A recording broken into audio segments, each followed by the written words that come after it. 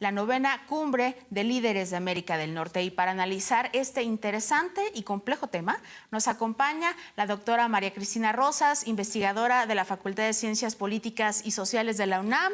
También es presidenta del Centro Olof Palme de México y autora de diversos libros, entre ellos Las relaciones internacionales en el siglo XXI, La seguridad extraviada, apuntes sobre la seguridad nacional en México en el siglo XXI, a quien agradezco muchísimo que nos acompañe en esta emisión.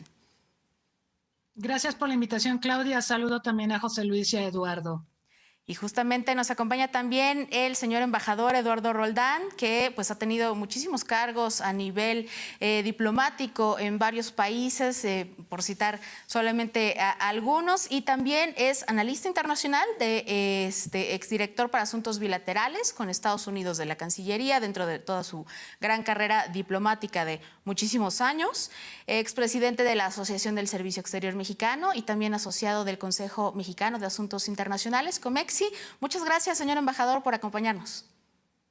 Un placer, Claudia. Saludos, Cristina. Saludos, José Luis. Muchas gracias. Y nos acompaña también el doctor José Luis Valdés Ugalde, analista internacional del Centro de Investigaciones sobre América del Norte, CISAN, de la UNAM. También fue director del CISAN entre el 2001 y el 2009 y autor de diversos libros, publicaciones de revistas especializadas, 11 libros como autor, editor y coordinador, y también autor de más de 60 artículos en revistas especializadas. Muchísimas gracias por estar con nosotros.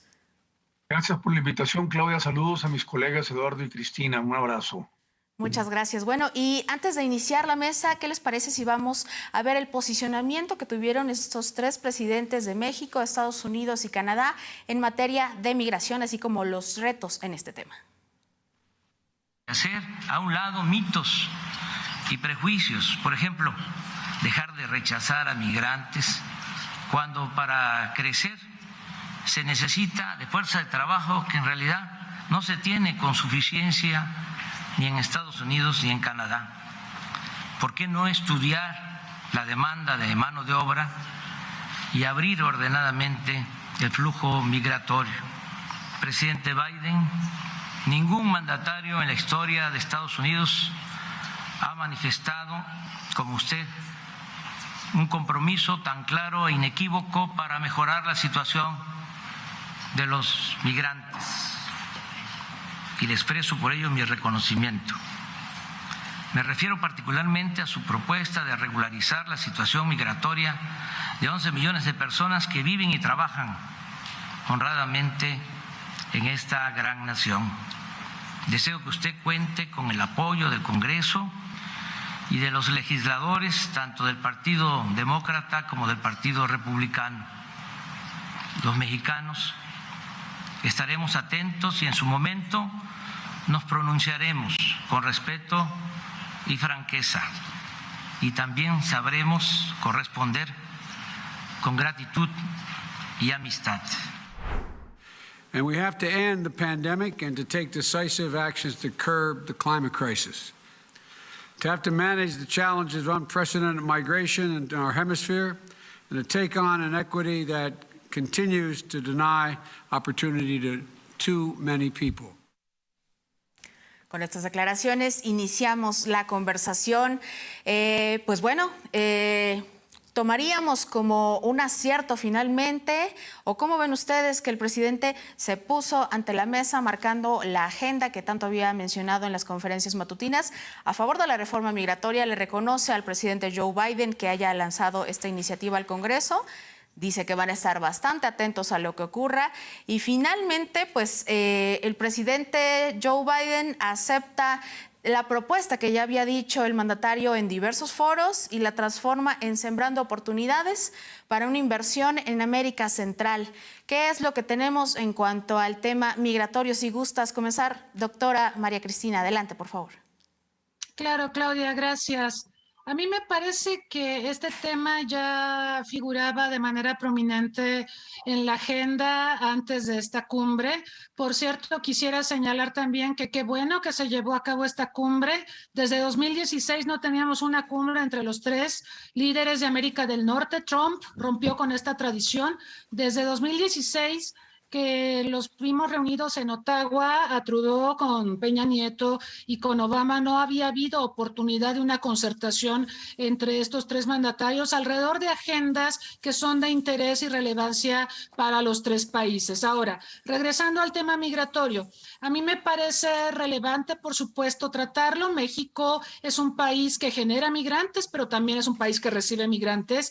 Y, por supuesto, la frontera con Estados Unidos, que es el país que más migrantes atrae, ciertamente genera una serie de problemáticas en la relación bilateral. El presidente López Obrador, desde que llegó a la presidencia, ha puesto énfasis en los programas sociales para atacar las raíces de la migración. En esto ha puesto mucho énfasis internamente aquí en el país con el programa Oportunidades, Sembrando Vidas, y también lo ha expresado a propósito de América Central. Entonces era de esperar que este tema se ventilara. Por supuesto, el presidente Biden ya ha dejado entrever que también trabajará en el tema. La reforma migratoria, sin embargo, Claudia, colegas, es un proceso largo, es un problema que trascenderá obviamente al gobierno de Biden. No se va a resolver mañana ni el próximo año. Y aparte, pues hay que recordar, tener presentes los márgenes de maniobra tan acotados o recientemente acotados que está enfrentando el presidente Biden. Vimos en los recientes comicios del 8 de noviembre cómo le fue al Partido Demócrata en lugares tan importantes como Virginia o Nueva Jersey, donde se cerró la brecha entre republicanos y demócratas. Y de hecho en Virginia ganó un republicano, y esto también es como un termómetro que nos recuerda que el tema migratorio va a jugar en las elecciones de medio término del próximo año, y sin duda hay polémica alrededor de la reforma migratoria. Habrá quien la apoye, yo creo que debe haber reforma migratoria, por supuesto, pero no va a ser un proceso terso, no va a ser sencillo, tomará tiempo y siempre es un tema muy politizado, Claudia. Así es, totalmente de acuerdo. Señor embajador Eduardo Roldán, gracias por estar con nosotros. ¿Cuál es la lectura que le damos al discurso del presidente López Obrador y también justamente en el punto de vista que está diciendo por qué no vamos a regularizar la migración si se dan cuenta que Canadá y Estados Unidos no tienen la fuerza de trabajo que requieren? Finalmente también haciéndoles ver de cierta manera que todos nos necesitamos en esta región de América del Norte. Claudia, en primer lugar, para responderte quisiera señalar lo siguiente. La política exterior es la continuidad de la política interior, y eso tenemos que entenderlo. Mi exmaestro Zbigniew Brzezinski, que fue el consejero de seguridad del presidente Carter, a él le pregunté a quién respeta Estados Unidos, y me respondió de una manera contundente: Estados Unidos respeta a quien se da a respetar. Tenemos que entender que no somos vecinos distantes, somos vecinos distintos. Escribió Alan Wright en un libro al respecto, y yo estoy totalmente de acuerdo.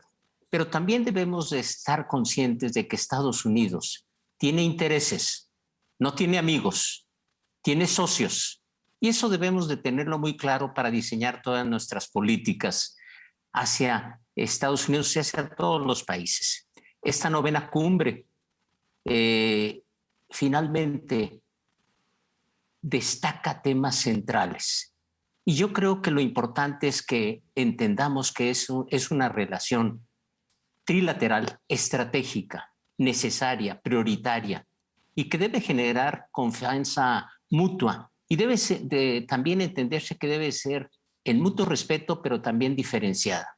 Por lo siguiente, tenemos que entender que esta negociación debe ser de coordinación y no subordinación, y que me da gusto que se entendió finalmente que la departamentalización de la política exterior de México y de Estados Unidos y Canadá en estos menesteres debe separarse: la migración, lo de las vacunas, lo del COVID, lo de la energía, lo del medio ambiente y lo de migración. Yo veo el tema migratorio, concuerdo con la doctora Rosas, de que es un tema que está aquí para quedarse y que no se va a resolver de inmediato, ni siquiera en esta administración. ¿Por qué? Porque no tienen las mayorías para aprobar la legislación, pero es un paso avanzado que se toque ya de manera frontal y que Estados Unidos acepte que esos 11 millones de mexicanos que queden reglamentados de los 36.5 millones que están. ya de primera, segunda y tercera generación, que aportan el 8% a la economía norteamericana, que más, esto representa más de 17,000 millones de dólares, que estos mexicanos norteamericanos precisamente son dueños de pequeñas, medianas y grandes empresas, que en conjunto son casi 700,000 empresas. ¿Qué significa esto? Que el tema migratorio es una cuestión de seguridad multidimensional. Y yo creo que se tocó lo del México como tercer país seguro. Allí debemos ser muy cuidadosos en un quid pro quo. ¿Qué vamos a obtener? Pero lo relevante es de que sí se aceptó lo del sembrando oportunidades, como le van a llamar, porque si queremos atacar las causas, debemos ver el desempleo, la marginalidad que hay, tanto en el sureste de México como en Centroamérica, y que tenemos que enfrentar primero las causas y no como antes los efectos. Y yo creo que hay que destacar algo, lo del programa DACA. Hay casi 800,000 jóvenes que fueron llevados muy jóvenes y que se les tiene que primero regularizar a ellos porque ya están produciendo para la economía norteamericana. Bien. Eso parece que no se tocó, pero forma parte de ese paquete de los 11 millones. De modo que es un gran avance que se haya tocado este tema de migración porque es un problema de seguridad nacional para Estados Unidos y también se ha convertido en un tema similar para México. Doctor Valdés, bienvenido. Su perspectiva acerca de lo que se tocó ayer en migración, por favor. Bueno, en efecto es un tema que políticamente hablando es candente. Hoy se acaba de votar en este momento en la Cámara de Representantes, hace unas horas, la Ley de Infraestructura Humana, que incluye la regularización de un buen número de millones de indocumentados mexicanos. Eso es importante decirlo aquí porque ya se aprobó. Sin embargo, no es una naturalización automática. Van a contar con permisos de hasta 10 años con la opción de residencia y posteriormente la nacionalidad. No sabemos todavía cuál va a ser el número, porque esto se va a decidir en el momento en el que se afinen los detalles entre republicanos y demócratas. Pero es un avance importante y un triunfo político también importante para el presidente Biden, a quien está ayudando el presidente López Obrador. De alguna manera, esta declaración que hace el presidente López Obrador acerca de la importancia de la reforma migratoria es una posibilidad para Biden de poder tener pues respaldo de la zona mexicana y latinoamericana de Estados Unidos que está demandando la reforma migratoria. Ahora bien, el tema de la migración es un tema, yo no diría de seguridad nacional porque no debería incluirse como tema de seguridad nacional en los Estados Unidos, pero sí un tema en donde estamos incurriendo en contradicciones. Por un lado, y lo dijo bien el presidente, hay que reconocérselo, se pide respeto a los derechos de los migrantes que están en Estados Unidos, ya sea en forma indocumentada o regular.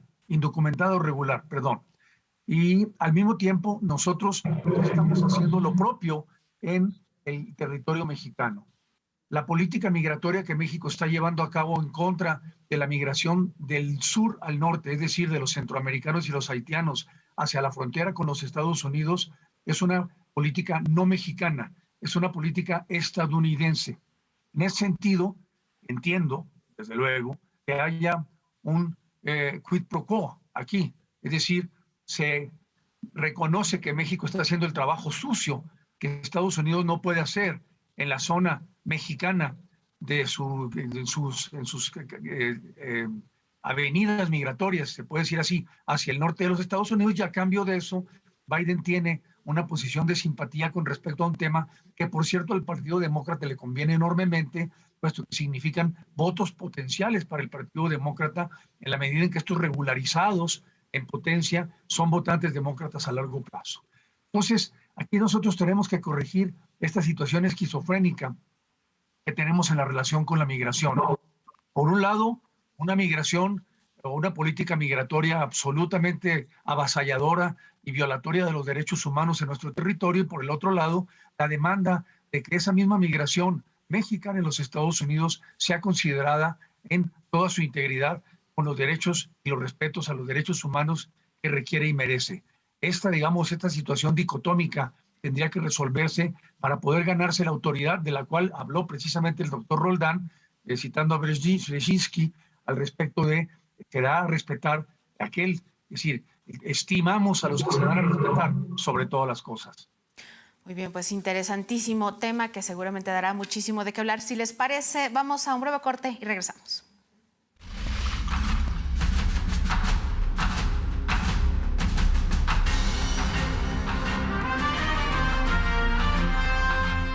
Adiós a los interminables juicios laborales. La Cuarta Transformación ya ha implementado en 21 estados el nuevo modelo laboral, donde los conflictos en materia de trabajo se podrán resolver en menos de 45 días a través de los centros de conciliación. Todos los servicios son gratuitos y no se requiere acudir con un abogado. Conoce más en reformalaboral.stps.gov.mx. Gobierno de México. Cientos de causas en nuestras recomendaciones semanales, desde la prehistoria hasta hoy. A fines de la década de 1950, se empezó a construir una unidad habitacional en los terrenos del antiguo señorío de Tlatelolco. Y en los años 60, continuaron las excavaciones arqueológicas en la Plaza de las Tres Culturas. Antropológicas.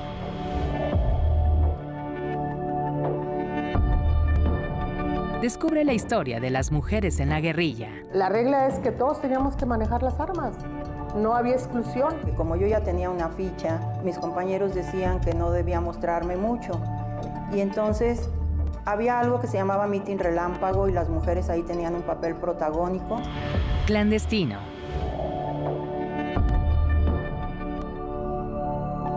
Canal 14. Tus causas, tu canal.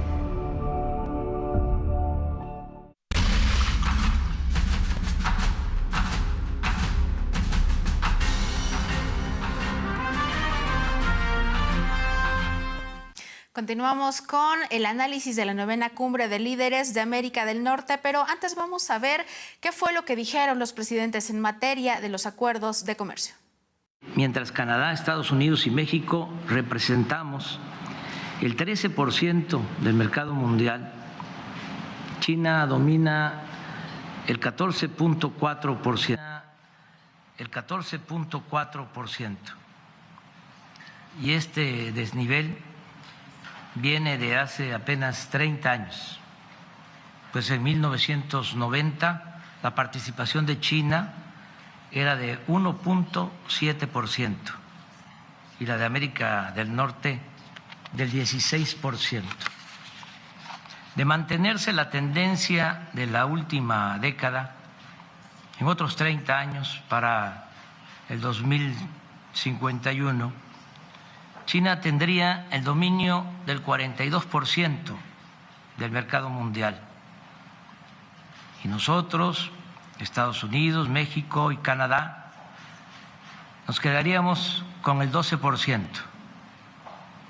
lo cual, además de ser una desproporción inaceptable en el terreno económico, mantendría viva la tentación de apostar a resolver esa disparidad con el uso de la fuerza, lo cual nos pondría en peligro a todos. As leaders, we share an innate understanding that our diversity is an enormous strength, that we are best able to reach our potential when we unleash the full range of our people's talents. So today, it's about what we can do in partnership and mutual respect to strengthen our region and prove democracies can deliver in the second quarter of the 21st century, including by increasing supply chain resilience and reliance, worker protections, improving cyber security, and helping small and medium businesses thrive in the Northern Hemisphere. Our highest priority is, of course, ending COVID-19 and being focused on economic recovery, strengthened supply chains. We're making sure that our integrated North American economy produces good jobs and supports the middle class in our three countries. This will be underpinned by a world-class trade agreement that protects workers' rights. We're ready to continue working together on the climate crisis. México pone en la agenda el tema de hacer una integración de toda América del Norte de cara al avance de otras regiones como Asia, en donde tenemos a un gigante asiático que está fuerte pujando para convertirse de manera oficial, aunque ya lo sería, en la primera potencia del mundo. Si gustan, ahora empezamos este bloque con el doctor José Luis Valdés. ¿Cuál es la perspectiva que tiene, doctor, acerca del tema del TEMEC? Desde luego es un tema que tiene que fortalecerse, del cual tiene que hablarse. De hecho, se habla todo el año entre los funcionarios respectivos de los departamentos de comercio. Agilizar las cadenas de suministro, agilizar desde luego el intercambio comercial, agilizar las cadenas de valor. Es muy importante que América del Norte se tome en serio el asunto de conformarse como un bloque poderoso en sí, porque lo es, representa casi el 18% del mercado mundial de una manera muy destacada. Esto es importante decirlo porque puede competir y compite de hecho con Asia y compite con Europa. Entonces, el comercio es desde luego importantísimo y el TEMEC es en este sentido una clave, mantener eso como instrumento. Sin embargo, existen problemas. Existen problemas que se desprenden de la reforma eléctrica, por ejemplo. ¿Cómo le vamos a hacer para respetar la jurisprudencia con respecto a los derechos obtenidos por parte de los privados que ya tienen inversiones, sobre todo en el tema de las energías renovables y de la producción con energías limpias en México, si la reforma eléctrica estaría apuntando o está apuntando hacia la cancelación de esos derechos de esos mismos privados? Ya lo hemos visto en boca del embajador Salazar, quien se ha vuelto un activista a favor de los derechos de la iniciativa privada estadounidense que tiene inversiones multimillonarias en la industria eléctrica. Lo hemos visto como parte de un interés, en efecto, sí, un interés de seguridad nacional. Estados Unidos concibe esto como un interés de seguridad nacional y es importante decir que hay un círculo vicioso que se tiene que resolver aquí.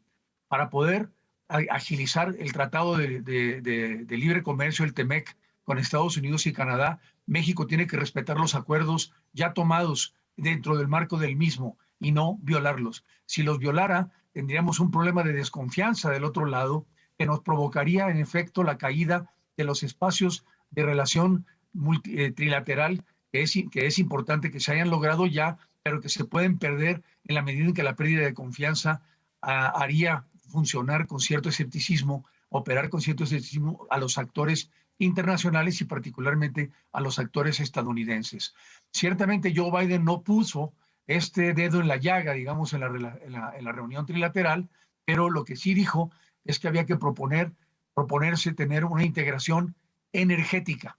Si la integración energética se realiza y se lleva a cabo, entonces estamos hablando de la neutralización parcial de la reforma eléctrica en México. ¿Por qué? Porque definitivamente esa reforma eléctrica tendría que pararse si la integración norteamericana alrededor de la energía se logra el consenso de Canadá y Estados Unidos. México se sentiría y tendría que sentirse obligado a cumplir con los acuerdos del TEMEC. Y eso es muy importante decirlo en este marco de la discusión. Si no se cumplen con esos acuerdos dentro del TEMEC, el TEMEC se puede perder y México perderse dentro de él. Gracias. Embajador Roldán, ¿se puede lograr este bloque de integración de América del Norte pujante como lo propone México en medio de las divergencias y de los intereses particulares de cada nación? Bueno, hay historia atrás de esto. Ya lo propuso el entonces presidente Bush, el ALCA, el Acuerdo de Libre Comercio de las Américas.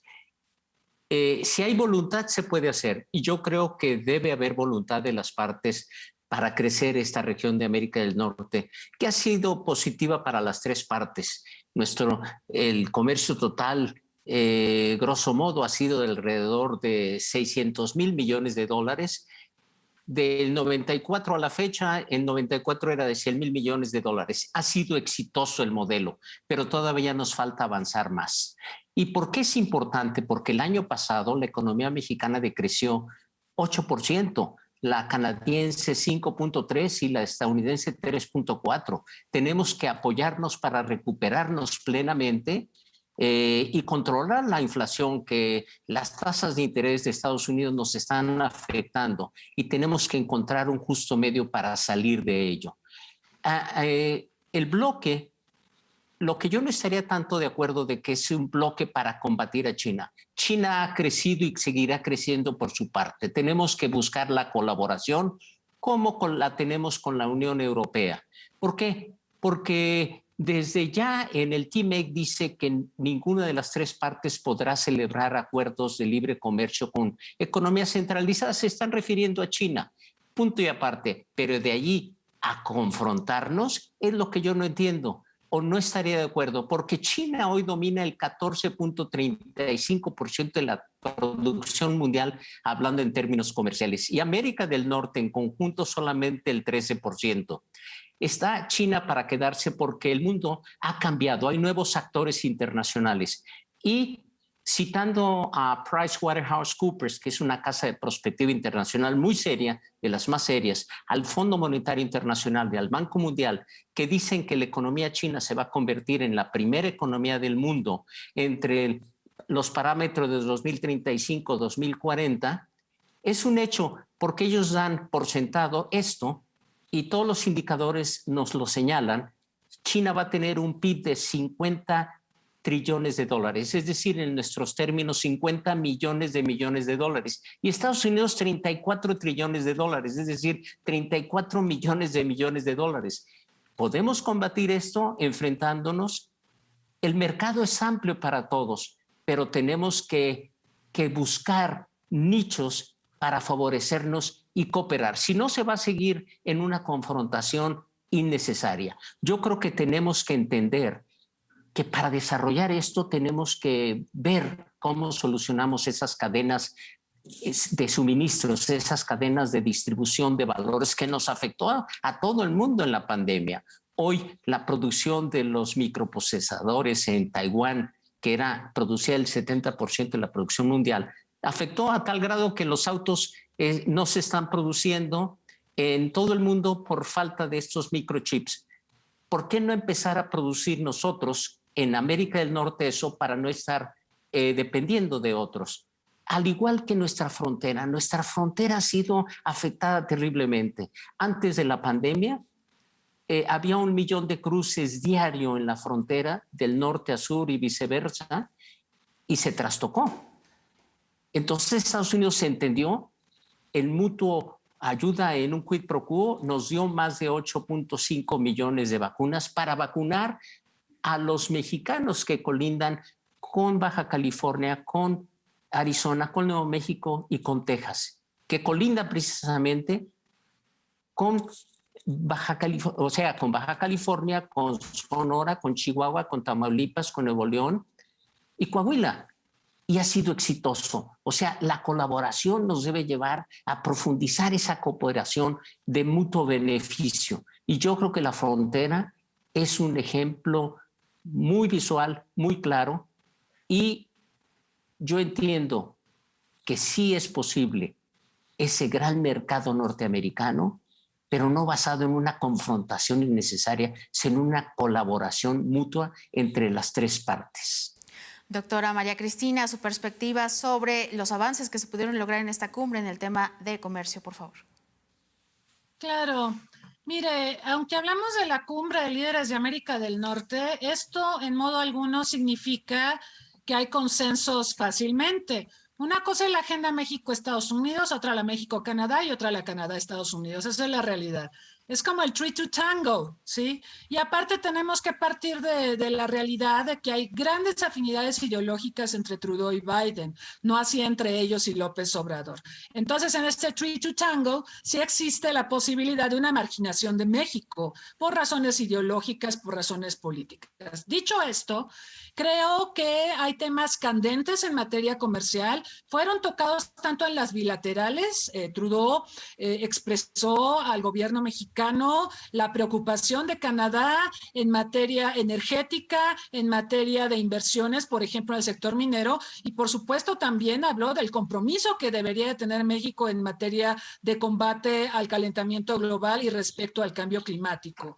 Estas son prioridades para Canadá y los empresarios están muy molestos con México por el tema de la reforma energética. También quisiera señalar que me parece triste y lamentable que México haya hablado de China cuando el próximo 14 de febrero de 2022 se cumplen 50 años de relaciones diplomáticas entre los dos países, y yo creo que el presidente López Obrador cometió un error estratégico, porque no tenemos necesidad de confrontarnos con China. China además ha sido afable, ha cooperado con nosotros en la pandemia, ha enviado vacunas para hacer frente a este esfuerzo sanitario tan desafiante que enfrenta el planeta y que obviamente nos tiene muy avasallados en México. No era necesario, era rudeza innecesaria de México, porque como ya lo expresó el embajador Roldán, hay una cláusula en el TEMEC que establece que si México o Canadá firman un tratado comercial con una economía de no mercado, que puede ser Vietnam, claro, pero ciertamente esto está dirigido contra la República Popular China, pues entonces Estados Unidos se retira del tratado. Eso ya está, no era necesario verbalizarlo y presentarlo en esta cumbre. Creo que nos mete en muchos problemas con China. Por lo demás, vimos en estos clips que nos pasaron antes de hacernos la pregunta, que cada presidente habló de cosas diferentes. López Obrador habló de China, Biden habló de la ciberseguridad, Trudeau habló del COVID y de los derechos de los trabajadores. Esa es la realidad a la que nos enfrentamos. Cada país tiene prioridades. Es muy difícil concertar, aún en estas cumbres que celebramos que se lleven a cabo, pero donde evidentemente hay muchas divergencias. Muy bien, pues justamente sobre estos temas vamos a hablar en el siguiente bloque, así es que vamos a un breve corte y regresamos.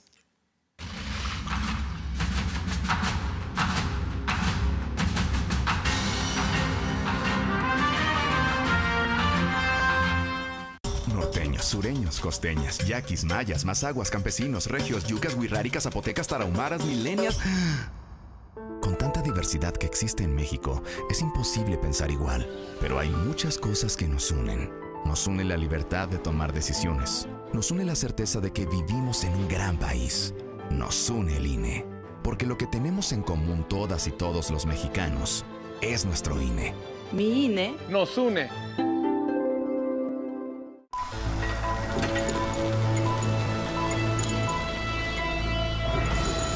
No te vayas a ofender, pero esto no nos conviene ni a ti ni a mí.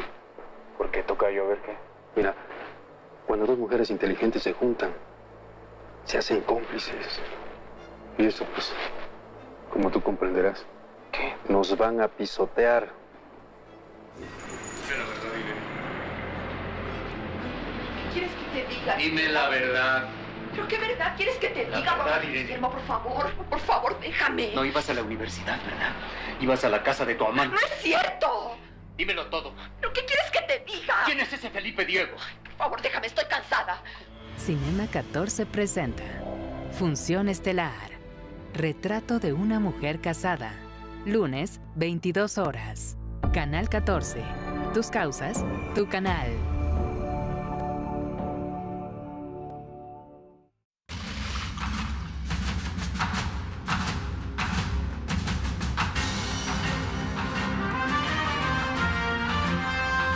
Listo, pues estamos en el tercer bloque del análisis sobre la 9ª Cumbre de Líderes de América del Norte, sobre diversos temas que ya había mencionado la doctora Cristina. Se tocó también el COVID, las vacunas, también combatir el tráfico de las armas, muchos otros temas que se quedaron en la agenda, que salieron en la declaración conjunta. Al final, analizando esto, ¿se quedan en intenciones o podemos ver que sí hay avances en otros temas también, como el apoyo a la ciberseguridad, que por supuesto le interesa mucho a Estados Unidos después de todos los hackeos que presuntamente habría realizado Rusia? Entonces, ¿cómo le damos una lectura a todos estos temas que están en la agenda, que si bien no formaron una parte crucial, permanecen como unos ejes que también son de interés de estos tres países? Si gusta comenzar, señor embajador, adelante. Bueno, comienzo con el tema de ciberseguridad. Es un problema ya grave a nivel mundial porque el año pasado, más bien en lo que va de este año 2021, ha habido un aumento de 600% en problemas de ciberseguridad. Cada país hace lo que quiere y como puede. Pero los intrusos, los hackers, están funcionando. Y según un último dato de la Unión Europea, el año pasado, más bien en el 2021, se han perdido más de 17,000 billones de dólares en ese sentido. Yo creo que también tenemos que entender que es fundamental vincular todo esto con los problemas económicos, porque nos pueden hackear en varios ámbitos. Y yo creo que el sector automotriz sí fue tocado. También fue tocado el asunto de que Buy American, compre productos estadounidenses. Esto contraviene al TMEC en sí, no favorece el libre mercado, no favorece la libre circulación de mercancías. Eso fue contundente por parte de Canadá y de México.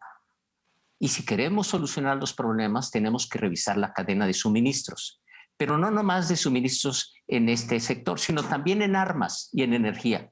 El de armamentos ilegales que se dan el trasiego de Estados Unidos a México.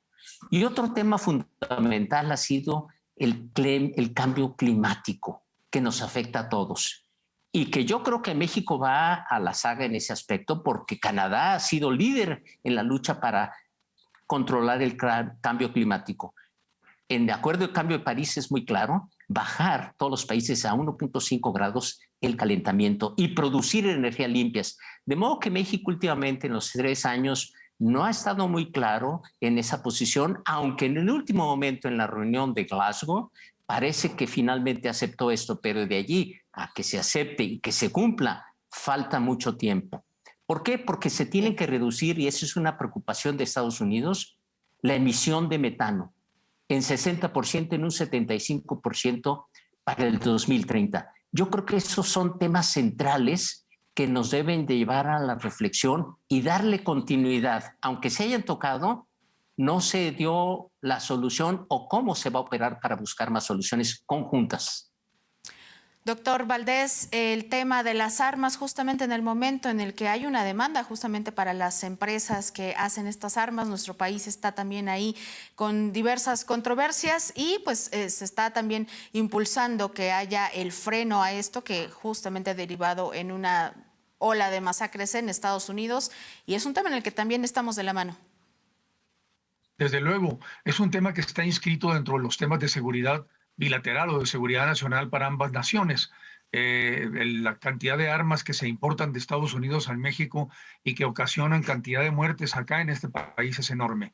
Eso no se puede ocultar, no se puede tapar el sol con un dedo. Tiene que haber un arreglo al respecto, pero tiene que haber un arreglo en donde se combinen varios factores. Uno de ellos es, por ejemplo, las leyes de armas en los propios Estados Unidos y en los estados fronterizos, en donde se compra de manera libre armamento y se compran incluso por mayoreo. Esa es una. La otra es el tráfico negro, el mercado negro de armas, el tráfico mismo de armas y la venta de armas que los gobiernos occidentales hacen al mercado mundial. Y esto incluye, desde luego, la alimentación de armamento a sectores que no son precisamente actores estatales, sino son actores no estatales. Me refiero al terrorismo y al crimen organizado. Ese es un tema fundamental. Ahora bien, me gustaría decir también que el mismo día en que el presidente López Obrador arribó a Washington, el presidente Biden firmó una ley de protección a sus agentes en el extranjero, una ley que es extraterritorial, lo cual quiere decir, desde luego, como una ley extraterritorial, que violaría la soberanía nacional mexicana en la medida en que se aplicaría fuera del territorio estadounidense. Bueno, independientemente de que esto es cierto, es una señal, hay que decirlo, hay que leerlo políticamente también, es una señal muy importante de parte del gobierno de Estados Unidos en el sentido de decir que se está preocupando Estados Unidos cada vez más por el fracaso de la política antinarco. Sobre todo esta propuesta de no intercambiar balazos por abrazos, sino más bien cambiar abrazos por balazos. Y esto me parece a mí que ha fracasado. En el momento actual tenemos un impasse en esta estrategia, tenemos un crecimiento de la violencia, tenemos 100,000 muertos, tenemos desaparecidos, tenemos la actividad del narco y del crimen organizado en su conjunto en un porcentaje muy alto del territorio nacional, que es más del 40% según el Comando Norte de Estados Unidos. Entonces, esta ley que se firma es una ley aviso que dice Estados Unidos seguirá haciendo presencia, por parte del FBI, de la DEA y de la CIA en México para contrarrestar, desde luego, la importación de drogas a los Estados Unidos, que está aniquilando a un buen número de personas, particularmente el fentanilo, que es la preocupación más grande que en este momento tiene Estados Unidos al respecto. Entonces, el tema de las armas, con el tema de la seguridad, el tema de la inseguridad descontrolada que se da en el país debido, en mi opinión, al fracaso estratégico del Estado mexicano para contenerla, está, me parece a mí, inscrita dentro de esta discusión. Y del tema de las armas y de la seguridad viene también el de las drogas, también parte de lo que se habló, combatir la epidemia de los opioides y también impulsar el diálogo sobre las drogas. Doctora María Cristina, al respecto sobre estos temas, por favor. Sí, Claudia, con gusto. Mire, hay 3 pilares en la relación bilateral México-Estados Unidos y en los 3 tenemos problemas, como se desprende de lo que hemos estado comentando en este programa. Uno es comercio, otro es migración y el otro es seguridad. Yo creo que el que más problemas tiene justamente es el de la agenda de seguridad. Ahorita José Luis estaba refiriendo a esta legislación que ya tiene luz verde en Estados Unidos y que entra en conflicto con la legislación de la Ley de Seguridad Nacional que aprobó el Gobierno de México a finales del año pasado, donde se limita la cooperación en materia de agentes extranjeros que operan en México. Y esto, pues sabemos, fue una represalia del gobierno mexicano por el arresto del general Cienfuegos en Estados Unidos. Pero por supuesto que esto beneficia a la delincuencia organizada. En la medida en que no hay una concertación y una cooperación entre México y Estados Unidos para enfrentar a la delincuencia organizada, pues esta se va a regordear. Y efectivamente hemos visto en plena pandemia el año pasado récord de homicidios en nuestro país. La delincuencia no ha parado. De hecho, parece que se ha adaptado a las condiciones de confinamiento, ha aprovechado el confinamiento, ha aprovechado la globalización a su favor. Es imparable, mientras nosotros, México y Estados Unidos y también Canadá, tenemos una completa descoordinación en el combate de este flagelo. Ahora, el tema de los opioides es un tema muy grave. Yo también quiero señalar que en México ya hemos pasado de ser hace tiempo país de tránsito a ser país de alto consumo de estupefacientes. Es un problema de salud pública. Tristemente, en nuestro país, igual en Estados Unidos, se ha criminalizado y no se ha atendido el problema de salud pública. Si lo vemos desde el punto de vista de salud pública, en Estados Unidos, el consumo de opioides es señalado como la causa del declive de la esperanza de vida de Estados Unidos. Durante la presidencia de Obama y también en la década anterior, vimos un declive de la esperanza de vida por consumo de opiáceos, que además conducen a que las personas se hagan daño. Si no mueren por el consumo, mueren porque se hacen daño o mueren por suicidio. El hecho es que está estancada la esperanza de vida. Por eso hay que dar un enfoque de salud pública. Y el problema, Claudia, colegas, es que la CDC ha estado tratando de trabajar tanto en el problema de la facilidad con la que las personas en Estados Unidos acceden a armas de fuego, ese es un tema, y el otro, la facilidad con la que se accede a estupefacientes y cómo esto es un gravísimo problema de salud pública que si no se resuelve, pues entonces Estados Unidos va a continuar siendo, como lo es hasta hoy,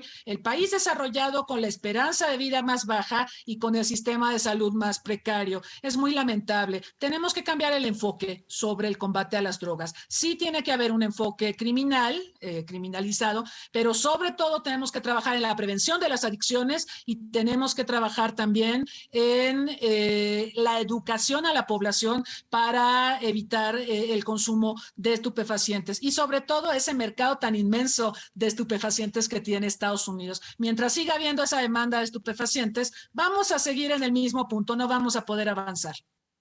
Y un círculo vicioso, drogas, armas, inseguridad. En fin, pues son muchísimos los temas de la agenda. Tratamos ya de abarcar gran parte de estos, de lo que se vio ayer en la cumbre. Los ojos de América del Norte y de gran parte también del mundo estuvieron presentes y tratamos de encontrarle ciertos ejes a esto. Pero ya de manera de cierre, ¿qué les parece si vamos concluyendo? ¿Cómo se va México frente a esta 9ª cumbre de los líderes de cara a que vamos a ser anfitriones en México en el 2022? ¿Salimos fortalecidos? ¿Cómo salió México al respecto y cuál sería la visión global con la que nos podemos quedar de este encuentro que ya tenía 5 años que no se realizaba, en una nueva era de cooperación después de todo lo que ocurrió en la era Trump? ¿Qué es lo que estamos, con qué nos vamos en este aspecto? Doctor José Luis Valdés, adelante, por favor. Bueno, en primer lugar, resaltaría lo que ya comentaron mis colegas sobre la importancia de que se haya llevado a cabo la 9ª reunión, la 9ª cumbre Norteamérica, después de que fue aplazada por el boicot que nos impuso Donald Trump. En ese sentido, me parece que hay un mérito que vale la pena reconocer acá. El otro es lo que abarcó. Me parece que se tocaron ya de manera un poquito más abierta algunos temas, no todos, desde luego. Es decir, hay un problema que tiene que ver también con el TEMEC, que es el tema de las instituciones democráticas en este país, que están siendo atacadas por parte del gobierno de López Obrador, el INE, en fin, el INAI, muchísimas instituciones que son pilares fundamentales del Estado democrático y que nos han costado mucho trabajo construir y que son parte además de las garantías que el TEMEC ofrece para poder continuar como países democráticos en la relación de libre comercio que tenemos. Y se aguantó las ganas Biden a pesar de las presiones de los congresistas, del gobernador de Texas, de legisladores por parte de otros estados, de presionar, desde luego también de los cubanos en Estados Unidos, como Ted Cruz, Rubio y otros, sobre la posición y el posicionamiento de México lamentable con relación al caso de Nicaragua, Venezuela y Cuba. México no votó abstención en la declaración que hizo la OEA al respecto de cuestionar el proceso electoral en Nicaragua, que fue una farsa. Este posicionamiento de México en este terreno me parece muy peligroso, pero no se trató de alguna manera, se salió con la suya el presidente López Obrador en esta ocasión, pero me parece que usted es un tema latente que seguramente estará por ahí y que, dado que vamos a hacer el próximo año, probablemente vaya a ser un tema recurrente en el momento en el que se trate de definir qué tipo de política exterior frente a los actores internacionales y particularmente los actores latinoamericanos ya mencionados queremos tener. Señor embajador Eduardo Roldán, adelante. Bueno, mire, yo creo que el sabor de boca que nos deja y la tarea para la 10ª cumbre a celebrarse en México debe ser que entendamos que es una relación mutua, estratégica, necesaria, prioritaria, diferenciada, y que nos debe de llevar a que debe haber siempre coordinación, nunca subordinación, y que además debe haber corresponsabilidad en los 3 países, sobre todo México, Estados Unidos, para trabajar conjuntamente en todos estos temas de la agenda que son todos complicados. Y concretamente sobre el tema de seguridad y de armas, concuerdo con mis colegas en sus planteamientos. Porque a veces nomás se habla de la oferta, pero no de la demanda. Y se habla del trasiego de drogas y de fentanilo y todo lo demás hacia Estados Unidos. Pero una vez que cruza la frontera, nadie sabe quién la maneja y llega hasta altas instituciones de Estados Unidos. De modo que hay un juego también ahí de run and hide, a las escondidillas. Doble moral. Doble moral. El trasiego de armas también hay una doble moral. 2,000 tiendas que venden armas en la frontera con México, en la parte norteamericana, existen allí y cualquiera puede ir y comprar armas. ¿Y qué se ha hecho? Nada. ¿Por qué? Porque la National Rifle Association es el grupo político de poder más fuerte en el Congreso norteamericano y en la vida nacional. Nosotros acabamos de demandar este año a 14 productores de armamentos de manera separada, no al gobierno de Estados Unidos, sino a los productores. Ellos se unieron, están haciendo un bloque en Nueva York y van a defenderse. Yo veo poco viable el resultado para México por lo siguiente, conociendo Estados Unidos, conociendo su estructura, porque existe la ley de armas que protege a los productores de armas y en base a eso se están defendiendo y también a la segunda enmienda. De modo que tenemos que ser cautelosos. A veces yo pienso que esa demanda se hizo más por consumo interno que para resolver el problema real. De modo que hay mucha tarea para discutir, analizar y sobre todo para resolver los problemas en nuestra relación trilateral. Muy bien, sus conclusiones, doctora María Cristina, ¿cómo se va México sobre estos análisis, esta cumbre trilateral? Mire, a mí me deja un sabor agridulce esta cumbre, porque celebro que se haya llevado a cabo después de 5 años, era necesario, pero creo que hay que trabajar mucho más la relación con Canadá. Con Canadá ha habido un desencuentro desde hace ya mucho tiempo. Yo creo que desde que nos puso las visas el gobierno de Harper y todavía no terminamos de recuperar la relación bilateral. Lo más grave, por supuesto, ocurrió en 2018, en agosto, cuando el presidente Donald Trump anunció la conclusión del TEMEC con México sin Canadá. O sea, obviamente Canadá participó, pero la recta final de la negociación no tomó en cuenta muchos puntos donde Canadá tenía observaciones y discrepancias. Entonces nos acordamos cómo en 2018 anuncia Trump, terminamos el TEMEC, invitamos a Canadá a adherirse, si quiere adherirse está bien y si no también. Y esto obligó a Canadá a aceptar una serie de condiciones que de otra manera no habría sido posible, porque hay que recordar que cuando arrancó la negociación del TEMEC, México y Canadá prometieron que iban a trabajar de manera coordinada para contrapesar algunas de las presiones de Trump. Y al final México se fue con Trump.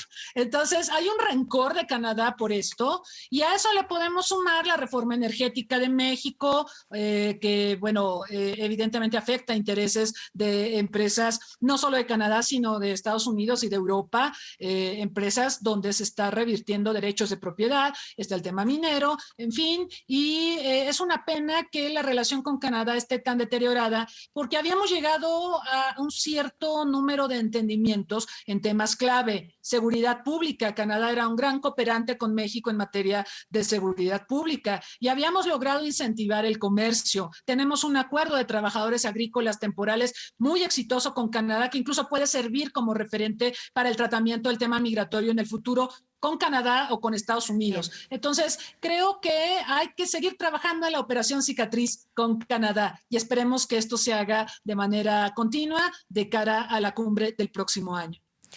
Y estaremos muy pendientes de lo que ocurra porque sin duda son 3 naciones entrelazadas que para bien, esperemos, funcione de una manera más activa la relación en aras de que mejore el bienestar para todos los ciudadanos que estamos en este hemisferio.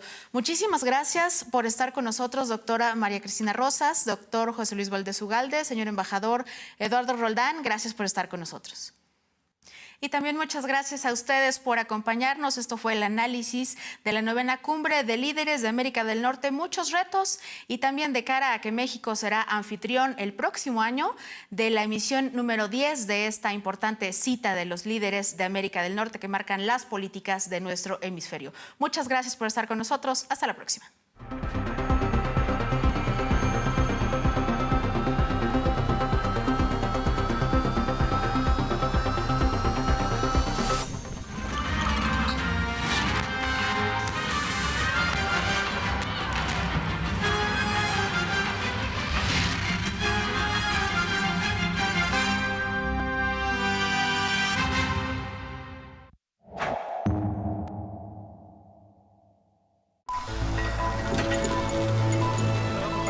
Me echaron. Ahora mismo me largo de aquí. ¡Usted no puede irse! ¿Quién va a seguir con el salvamento? Cualquiera de ustedes puede seguir con el salvamento. Saben tanto como yo de hacer túneles. Pero sin madera no se puede seguir adelante.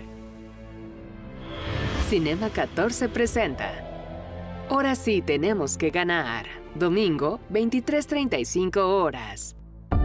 Canal 14. Tus causas, tu canal. ¿Cuál es la tendencia en el campo de batalla digital? En las redes sociales, los habitantes de este mundo se manifiestan.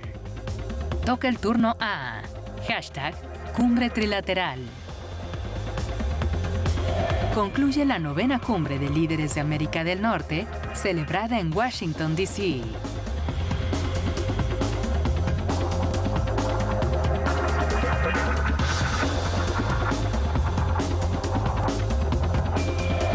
¿Cómo reaccionan las redes y qué implicaciones tendrá para la región?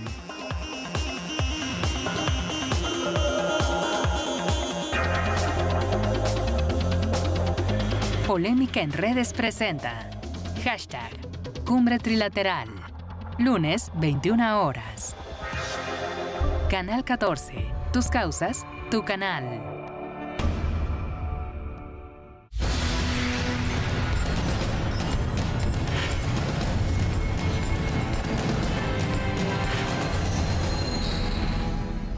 Periódico Regeneración. Con el inicio del siglo XX, nace un periódico que será emblemático en la lucha social y que rápidamente radicalizará su postura en contra del gobierno